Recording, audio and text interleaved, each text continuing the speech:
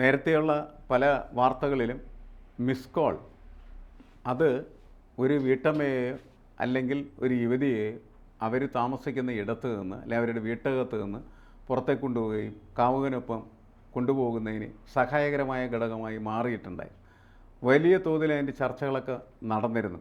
അതുകൊണ്ട് ഒരിക്കലും ഈ മിസ് കോൾ കണ്ട് നിങ്ങൾ അതിൻ്റെ പിന്നാലെ പോകരുത് എന്ന് ഒക്കെ വളരെ ഗൗരവത്തോടുകൂടി ഗൗരവമുള്ള സമൂഹം ഇവരെയൊക്കെ ബോധ്യപ്പെടുത്താനായിട്ട് ശ്രമിച്ചിരുന്നു എന്നുള്ളതാണ്. പക്ഷേ അത് അവസാനിക്കുന്നില്ല.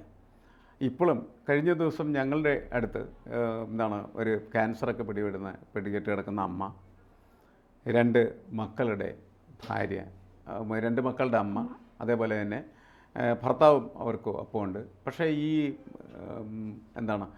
ക്യാൻസർ പിടിപെട്ട് അമ്മയെ ഉപേക്ഷിക്കുന്നതിന് ഈ മകൾക്ക് യാതൊരു പ്രശ്നം തോന്നിയില്ല. ഈ 2 മക്കളെ വലിച്ചെറിയുന്നതിനും അവർക്കൊരു പ്രശ്നം തോന്നിയില്ല. അവർ ഒരു കാമുകൻ്റെ കൂടെ പോയി.